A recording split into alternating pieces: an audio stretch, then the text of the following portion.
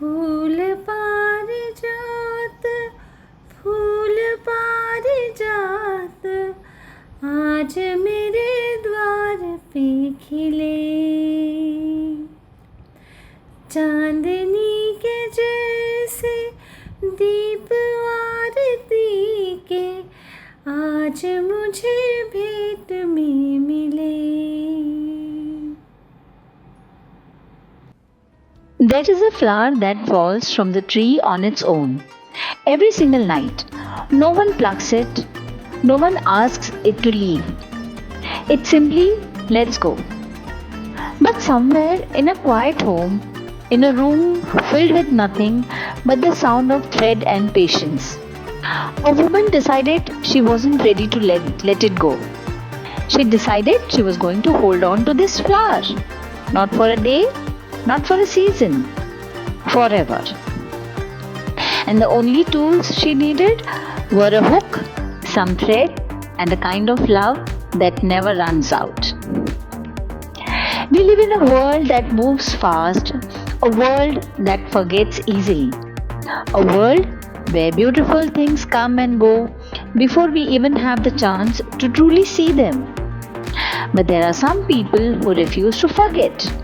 Some people who take the most fleeting, delicate things in this world and make them last. My mother is one of those people, and this is her story. This is my mother. She does this because it makes her happy. Today, she is making parijata flowers. The same flower that appears in our oldest, most sacred stories. The divine parijata, the flower of the heavens, the one that Lord Krishna brought down from Indra's paradise, the one that Satyabhama planted in her own courtyard, only to find every morning that its petals had drifted into Rukmini's yard next door. Because some flowers, it seems, choose where they go. They cannot be owned. They can only be loved. My mother understands that better than anyone. Can we just talk about the parijata for a second? Because this flower has the most dramatic history. Its actual scientific name. Are you ready? Nyctandis arbor tristis, which in Latin basically means the sad tree of the night. The sad tree of the night? Doesn't that sound like a Bollywood movie title? I would watch that film. But why sad? Because the flowers fall every morning before sunrise. They bloom in the dark. They smell absolutely incredible. And then dawn comes and they just let go. Now most people would find that sad. But I think what a way to live, right? Bloom completely, give everything, and then let go without clinging. No drama, no holding on. Just, I did what I came to do. See you tomorrow night. My mom is like that too, honestly. She puts everything into whatever she does. She never asks for credit, never waits for a thank you. She just starts the next flower. Okay, can we go back to watching her for a second? Because I need you to understand what's actually happening here.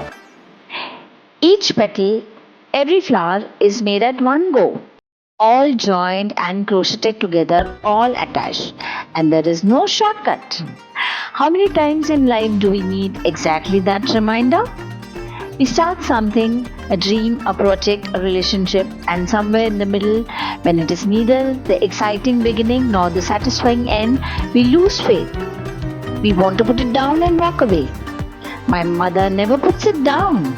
She just keeps going, stitch by stitch, day by day, with the same quiet certainty that the flower will come out right in the end. It always does.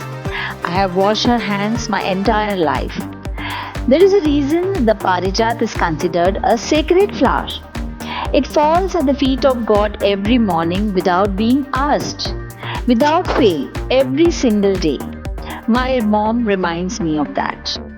There is a word in Sanskrit, seva, selfless service.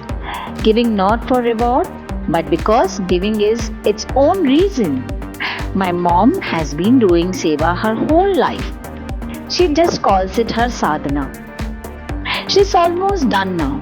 The real parijat had 6 hours. This one is going to last years. Same flower, different kind of love keeping it alive. The things we make with love, they outlast everything. That how do you do small things is how you do all things. That love is not one big gesture, it's 1,000 small ones, made carefully, made consistently, made even when no one is watching. Parijata flowers, made by my Amma. Thank you so much.